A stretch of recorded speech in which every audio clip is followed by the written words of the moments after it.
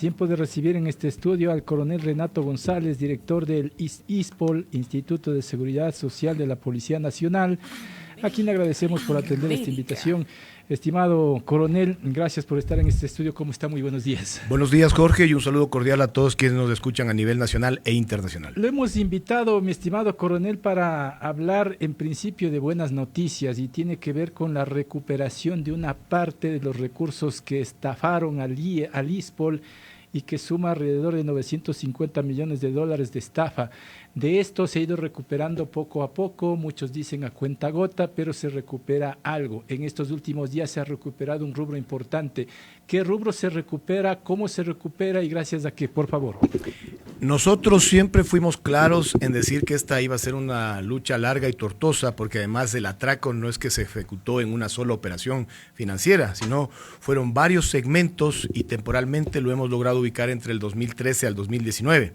Se comprenderá por ende que si tomó casi 6-7 años a estas verdaderas mafias apoderarse de una cifra cercana a los 950 millones de dólares, por lo menos un ciclo de tiempo similar es el que nos va a tomar el recuperar y quizás más. Yo he anunciado en varias entrevistas que esto puede tomarnos tranquilamente 1 o 2 décadas, pero es una lucha que hay que darla.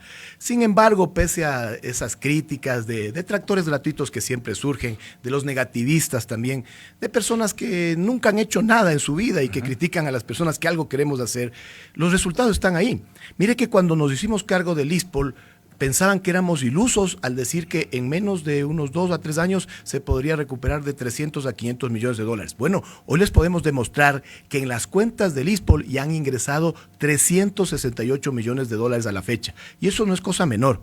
De un atraco de 950 millones de dólares, en octubre del 2020 la Superintendencia de Bancos dispuso que 804 millones ya sean reclasificados, de inversiones vencidas a cuentas por cobrar. Esto técnicamente es un detrimento del patrimonio, pero de esos 804 millones, recuperar 368 millones a la fecha es el 45% del atracado. Pero además, aparte de los 20 millones de dólares que yo le agradezco que usted lo señaló al inicio, que es una importante recuperación. ¿Por qué? Hay que saber de dónde viene. Viene del Citibank Nueva York. Yo quisiera preguntarles a esos que todo critican, ¿quién sabe a nivel mundial que han podido recuperar del Citibank $1? Bueno, nosotros podemos decirle, no solo al país, al mundo entero, que hemos recuperado 20.235.000 dólares, que los entregó el Citibank, porque además estaban ellos claros que cuando nosotros logramos la recuperación del subyacente de la mal llamada Operación Swap, de los 327 millones de dólares que tenía el ISPOL en el 2016 en bonos de deuda interna y que perdió su titularidad en esta operación mañosa, ellos se quedaron sin subyacente para la mal llamada GDN, los Global Depository Notes. Entonces, de ahí vienen estos 20 millones de dólares. ¿Qué corresponden? Eran los pagos de intereses de esta mal llamada Operación Swap entre septiembre del 2020 a julio del 2021. Y el Citibank Nueva York los retuvo unilateralmente porque en Ecuador ya estalló el escándalo y ellos prefirieron cortar la cadena de pago. ¿A qué me refiero? El Banco Central del Ecuador estaba obligado a seguir pagando los intereses de esos bonos, que recordemos a esa fecha estaban a nombre de Nafcunco, una filial del Citibank. Recibían esos recursos del Citibank Nueva York, pero ya con la advertencia pública que se hizo en su momento y las denuncias que lo realizó también, recordemos, porque a veces la memoria es frágil de los ecuatorianos. Esto se denunció públicamente por la entonces ministra de Gobierno María Paula Romo, el entonces comandante general de la policía Patricio Carrillo, hoy asambleísta, y también una persona que está inclusive enferma actualmente, producto de todas estas luchas, el entonces director del ISPOL, Mijal Jorge Villarruel.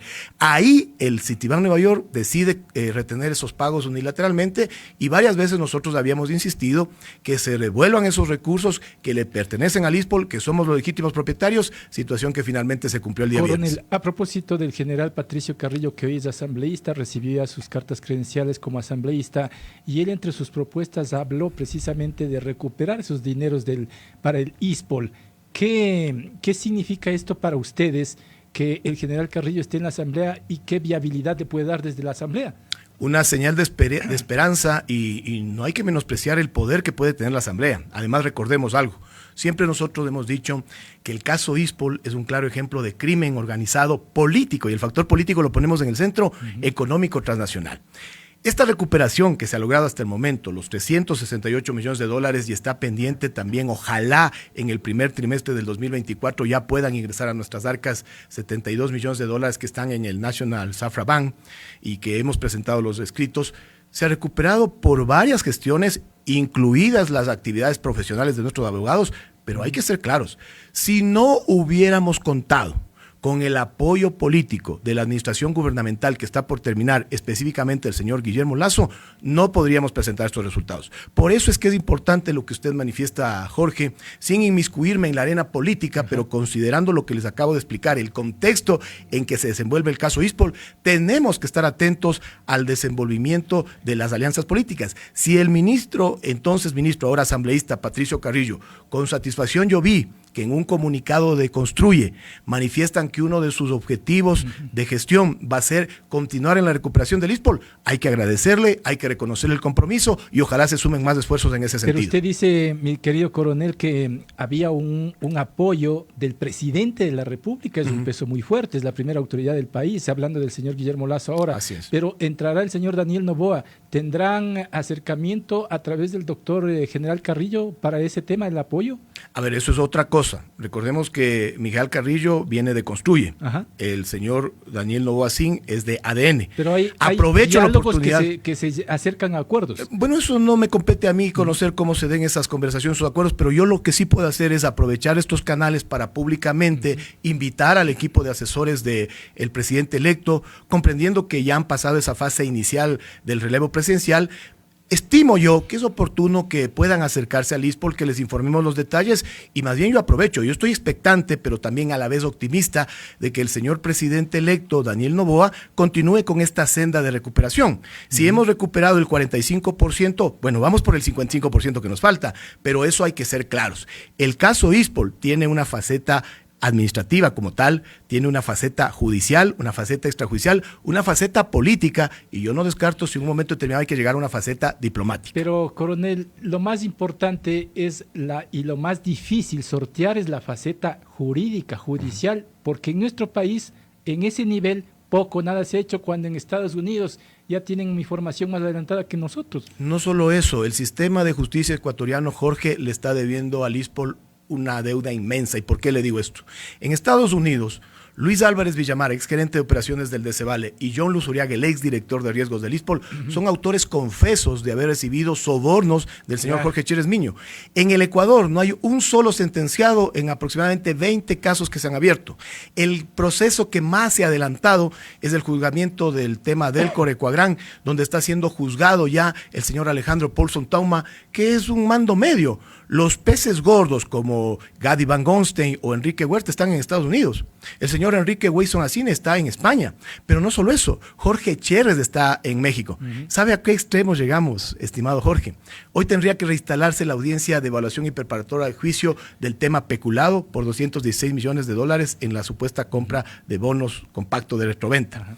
Bueno, ahí el propio Álvarez y el propio Luzuriaga, que en Estados Unidos están sentenciados cumpliendo pena, se declaran inocentes. Dice que son perseguidos políticos y que aquí lo que ha pasado es un desconocimiento de las actuales administraciones para no cobrar. A ese nivel de absurdos llegamos. ¿Se entiende que alguien los protege entonces, coronel? Claro, pues esto es crimen organizado y además siempre... ¿Quién lidera este crimen organizado? Las mafias. Lo que pasa es que hay que comprender que esto es un pulpo. ¿Con complicidad del poder político? Obvio. Nosotros hemos dicho, si en su momento las máximas autoridades gubernamentales permitieron, se coludieron, fueron complacientes para que al ISPOL le retiren 950 millones de dólares, el 70% de su patrimonio, también se requiere que las máximas autoridades, como ha acontecido en el gobierno que está feneciendo y aspiramos que en el que le va a suceder también ocurra, las máximas autoridades tienen que hacer causa común, porque el ISPOL le pertenece a todos los ecuatorianos. Cuando yo dejo de pagar una pensión, finalmente, ¿quién va a tener que hacerse cargo según lo que dice la Constitución y mañosamente con la reforma que pusieron a la ley del ISPOL? El erario nacional. Es una afectación a los 18 millones de ecuatorianos. Por eso es importante comprender que no debemos dejarles cesar en esta lucha de retirar los dineros de la corrupción. A nivel político, ¿quién es la cabeza? Varias personas. El peor enemigo que podemos entender es cuando queremos puntualizar en X, Y o Z. No, estos son mafias. Mire, hay vínculos que conectan. ¿Desde qué gobierno? Yo lo he establecido claramente. En el caso ISPOL, desde el 2013 al 2019, ¿qué gobierno fue en ese tiempo? El del ahora prófugo, pues seamos claros. Muchos le tratan con respeto al expresidente. Digamos las cosas como son. Ese es un prófugo que aquí lastimosamente todavía le dan micrófono. Y tenemos al otro sentenciado, que inclusive en una radio colega le dan también espacio. El país está trastocado moralmente y hay que decir las cosas como son. Son sentenciados prófugos de la justicia ecuatoriana que lideraron todas estas gamas de corrupción, porque hay una mafia en Seguro Sucre, hay una mafia en narcotráfico, hay una mafia en las cárceles, hay una mafia que atracó el ISPOL, pero hay vínculos conectores. En ese entonces el ministro de Gobierno era el señor Serrano y no pasa nada con él. El señor Serrano, recordemos que su actual esposa, la señora María Paula Christiansen, que era directora administrativa, que ganaba un promedio de $3,500, jocosamente en poco tiempo se montó primero un gimnasio que funciona aquí, una sala de spa en Cumbayá. Pero luego, cuando se abrió la investigación de los contratos del Ministerio Interior, fugó del país, investigación en la cual luego no establecieron absolutamente nada, para que vea cómo se mueven las condiciones políticas, ¿no?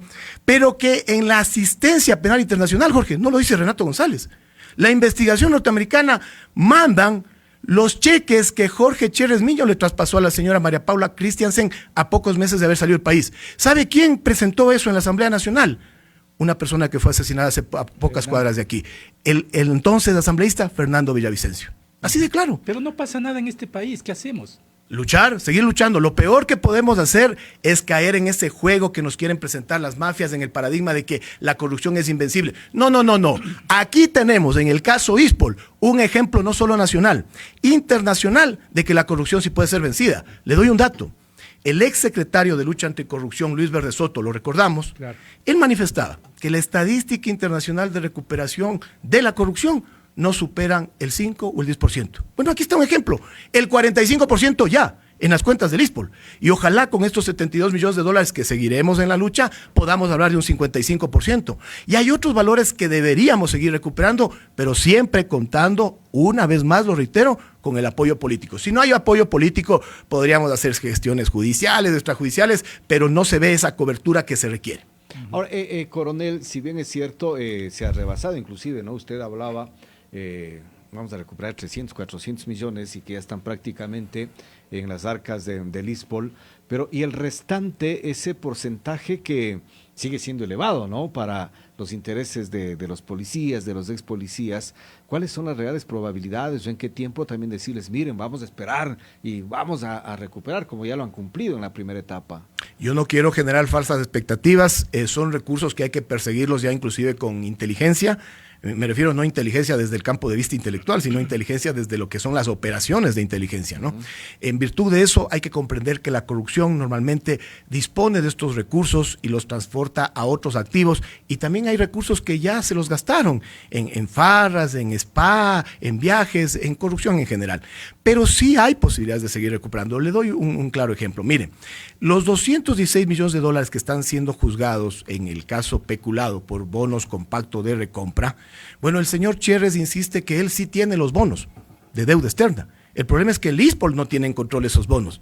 Entonces, si ese caso, por ejemplo, llega a una sentencia, pero que además es un caso largo porque es penal, y recordemos que en el país nuestro sistema de justicia penal es muy bondadoso, tiene usted que encontrarle sentencia en primera instancia, en segunda instancia, en casación, e inclusive tiene luego los recursos de revisión, ¿no? Es una barbaridad esto, ¿no? Y por ahí no le sorprenda que algún rato vienen con una acción extraordinaria de protección, porque así de desfachatez es de nuestro sistema. ¿Pero a qué voy yo? El caso de los 206 millones es una de las vías por las cuales podemos seguir recuperando recursos. Hay otras informaciones. En la auditoría forense que le realizó Ernest & Young al DCVALE, hay mensajes de este delincuente, de Luis Álvarez Villamar, que le dice al entonces presidente del DCVALE, el señor Rodolfo Kronfle Akel. Y repito el nombre completo, Rodolfo Kronfle Akel, que le dice, de los recursos del ISPOL, de Seguro Sucre y de Asegurar Sur, sabes que ya hablé con Country Serving, que es una empresa brasileña, para ver si les devolvemos los $85 millones. Ahí están indicios. Lo que pasa es que hay que comprender que no porque están los indicios ahí, los recursos van a permanecer todavía en esas cuentas, y son varias acciones las que hay que realizar. Por eso es que no descarto inclusive que en un momento determinado hay que llegar a gestiones diplomáticas. El tema de los 72 millones de dólares. Hay que ser claros, y yo veo que el embajador Michael Fitzpatrick sí tiene esa claridad. Son recursos del ISPOL. La única institución que puede presentarse, como lo hemos hecho ya por escrito ante el Distrito Sur de la Corte de la Florida, es el ISPOL para decir, esos recursos nos pertenecen. Bueno, veamos que el sistema de justicia norteamericano, sin ser perfecto, pero que es mucho más eficiente que el nuestro, reconozca ese origen lícito de los recursos y nos transfiera los 72 millones de dólares. ¿Se imagina usted el golpe moral que sería para una institución policial como la ecuatoriana, que ha dado muestras claras del combate al narcotráfico de una manera espectacular y ejemplarizadora en los últimos años? ¿Cómo sería de desmoralizador que esos 72 millones de dólares el gobierno, el sistema de justicia norteamericano digan, no, estos se quedan acá? Entonces yo aspiro que eso no suceda. Por eso es que es importante que hagamos una causa común. En su momento el presidente Lasso nos comprometió el apoyo de la señora embajadora Ivonne Baki. No sé si ella va a continuar en esas funciones con el nuevo gobierno, pero lo que aspiro yo es que el presidente electo, Daniel Noboa Sin, disponga ya a su equipo de asesores que se preocupen del tema ISPOL, nosotros ponerles al detalle y seguir en estas labores de recuperación. Pero ¿qué ha pasado, solo esto Jorge, qué ha pasado ya a lo interno de la institución? Porque también son miembros de la entidad que han estado vinculados y ¿qué ha pasado con ellos? Bueno, nosotros hemos hecho lo que nos corresponde. ¿A qué me refiero? El ISPOL como tal, inclusive antes de mi llegada, ya presentó 6 denuncias. 6 denuncias. Cuando yo llegué y asumí, a mí me ha correspondido firmar de puño y letra las acusaciones particulares, con todas las implicancias jurídicas que eso corresponde y que los abogados lo saben muy bien. Nosotros hemos dado versiones en diferentes investigaciones y yo he señalado ahí, desde nuestro punto de vista, las responsabilidades que deberían competirle a, por ejemplo, Enrique Espinosa Los Monteros y David Proaño Silva, que fueron directores generales del ISPOL, que llegaron a las máximas jerarquías. Ahora es claro también que hay que comprender la dificultad que tiene la Fiscalía en determinar qué. La distancia entre la verdad histórica, es decir, la realidad de los hechos que ocurrieron, y la verdad procesal, aquello que puede demostrarse ante una corte, ante un tribunal, con pruebas, con versiones y con informes periciales. Pero hay que continuar. Coronel, ¿qué pasa al interior de las filas policiales? Porque estos recursos económicos servían para prestaciones. ¿Todavía están en crisis? Claro, continuaremos en una permanente situación de incertidumbre. Cuando nos hicimos cargo del ISPOL, Jorge, y le agradezco su pregunta, en mayo del 2021, en caja teníamos 50 millones de dólares, que alcanzaba para pagar 2 meses de pensiones, porque se pagaba en ese tiempo 27 millones de dólares por pensión mensual. Ahora se pagan 32 millones, porque ha habido varios policías que han salido en los últimos años. Bueno, si no recibíamos la sensibilidad de las transferencias gubernamentales, de los aportes patronales y personales, solo podíamos pagar mayo y junio del 2021. Tuvimos esta prioridad en las transferencias al punto que la deuda que tenía el Estado ecuatoriano y sobre todo el gobierno central, arrastrada inclusive de gobiernos anteriores, del delincuente que les manifesté también, subía a la suma de 376 millones de dólares, la lograron reducir, a julio de este año la redujeron a 68 millones de dólares. Ayer que recibí el último corte, en los últimos 2 meses tuvieron este desfase financiero que todos sabemos y se ha incrementado a 168 millones de dólares. Pero de una deuda de 376, reducirla al 50% con las complicaciones económicas, yo tengo que reconocer la labor del entonces ministro de Economía Simón Cueva y del actual el economista Pablo Arosemena.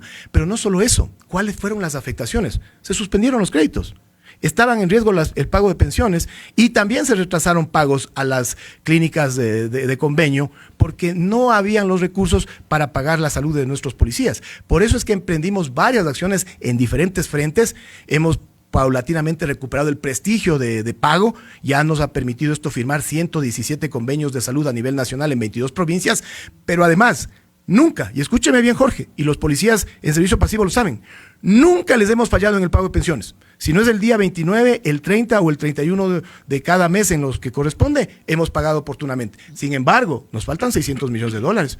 Esto es una afectación que está ahí latente y que la hemos podido gestionar gracias al concurso de todo mi equipo de trabajo. ¿El resto de servicios está funcionando normalmente entonces? En la medida de la posibilidad. Ahora, lastimosamente hay que comprender algo también. Nosotros nos atracó el crimen organizado. Se llevaron 900 millones y todavía tienen en su poder 600 millones. ¿Sabe lo que hacen? Continuas campañas de desprestigio interno. Cualquier tema es válido para criticar la gestión actual. O sea, es inconcebible, pero es increíble, pero es la realidad. Se critica hasta los pagos que hacemos a los abogados por las tareas de recuperación. No tiene el mayor análisis. O sea, si usted hace un análisis básico de costo-beneficio, nadie le va a realizar tareas de recuperación gratuitas. Claro. Pero imagínense que hasta eso se critica. Es decir, no se critica cuánto hemos recuperado, se critica cuánto hemos pagado a los abogados. Pero sabemos de dónde viene. Tienen claras intenciones de desestabilizar la gestión del ISPOL. Es crimen organizado, pero hay que enfrentarlo también con frontalidad. Esto es un espacio que nos permite decirle la verdad a nuestros asegurados y que no coman cuentos de todas esas malinformaciones que les circulan. ¿No hay complicidades de adentro con el crimen organizado? Indudablemente, pues si el crimen organizado tiene cooptadas varias instituciones, y yo no puedo descartar, no solo en la Policía Nacional, en el propio ISPOL. De seguro que hay gente ahí trabajando para el crimen organizado. O sea, es decir, usted no sabe, no lo han identificado todavía. No, pues si los hubiera identificado los tendría presos. Conmigo esa cosa no va, pues seamos claros. La gente que trabaja conmigo sabe las condiciones en las que trabajamos. Si aquí a alguno de mis funcionarios yo lo detecto en un acto de incorrupción, yo no voy a dar un discurso, no voy a hacer algo populista. Voy y lo presento en la fiscalía como corresponde. El problema es que nadie le trabaja para el crimen organizado con una tarjeta de identificación, pues claro. Lo hace de manera supersticia. O no hay abogados que cobran ingentes cantidades y la pregunta mía es, ¿tributan? ¿O no hay jueces que claramente pertenecen a la nómina del crimen organizado y que liberan a delincuentes que luego son atrapados en otros países? Eso es crimen organizado. Eso significa entonces que todavía resta un camino duro por recorrer, general coronel. Es una lucha incesante que además requiere del concurso de varias voluntades y algo que sí quiero clarificar. No puede atribuirse a una persona en particular estos éxitos de la recuperación. Esto se viene dando por el cúmulo de voluntades. La gente que trabaja en el ISPOL, los consorcios jurídicos, el apoyo del mando institucional. Mire que nos han dado estabilidad a los diferentes mandos institucionales. El apoyo de los que han ocupado la cartera del Ministerio Interior y el apoyo también de las máximas esferas, del Procurador General del Estado en su momento, el doctor Íñigo Salvador, del Superintendente de Compañías Valores Seguros, que lo veo ya mucho mejor intencionado que los antecesores de él. El propio gerente del Banco Central del Ecuador, mire que él tuvo la gentileza de avisarnos en estos días, primero de manera informal, que ya habían llegado los recursos y luego lo hizo de manera formal. Entonces veo yo esa buena voluntad en varias autoridades del Estado que ojalá se mantenga en la nueva administración. La estabilidad ayuda, como dice usted, si es que el nuevo gobierno toma la decisión de cambiar todo, ¿se cae todo? Se puede caer, está en riesgo y aprovecho yo, hay que ser claros también, es un ámbito que no me compete pero que sí me afecta. La cúpula policial actualmente está integrada por 16 de mis generales. Ajá. Somos poquitos, pero además ascensos a esa jerarquía se va a dar en el 2025. Está lejos. La pregunta que me hago yo como ecuatoriano común, ¿conviene estar en constantes cambios? Desestabilizar a la principal institución responsable de la seguridad. Serán decisiones políticas que no están a mi alcance el hacerlas o no hacerlas, pero sí puedo hacer un llamado en el sentido de que ojalá en la medida de las posibilidades se comprenda que en este momento la Comandancia General está en manos de una persona preparada. Yo le conozco a Miguel Zapata desde cuando él era teniente y trabajamos juntos en el Servicio de Investigación de Accidentes de Tránsito. Es un oficial que se ha preparado a lo largo de 30 años, pero que además que viene con un bagaje de más de 30 años de experiencia. Veamos, o sea, yo aspiraría que nos den estabilidad en la cúpula policial y luego también aspiraría, no me aferro, ¿vea? Yo tengo la tranquilidad. Es más, el día de hoy, en la sesión del Consejo Directivo, hemos puesto en el orden del día un pedido de un grupo de 6 asegurados muy respetables que solicitan la destitución anticipada del director general. Bueno, mi cargo está a disposición desde el primer día. Yo no soy de los que cree que hay que perennizarse en los cargos. He desempeñado mi cargo por 30 meses y si hoy mi autoridad nominadora, que es el Consejo Directivo, decide dar por terminado anticipadamente mi periodo que se extiende hasta mayo del 2025, agradeceré, la verdad que para mí será hasta un descanso de esta lucha titánica que hemos encabezado y dispuestos, pero lo que sí no esperen es que mientras yo sea el director general del ISPOL me calle las cosas o las trate de disfrazar. Yo digo las cosas por su nombre. ¿Ha tenido amenazas, coronel? Sí, pero la verdad es que son bastante cobardes, porque las amenazas me las mandan a decir, no me las dicen de frente, como yo lo hago. Pero son los riesgos normales del cargo y también de la profesión. Perfecto, seguiremos haciendo análisis sobre estos temas. Gracias, coronel, por estar aquí. Gracias a ustedes por darme este espacio y un afectuoso saludo y abrazo a los ecuatorianos. El coronel Renato González, director del ISPOL. Vamos a la pausa.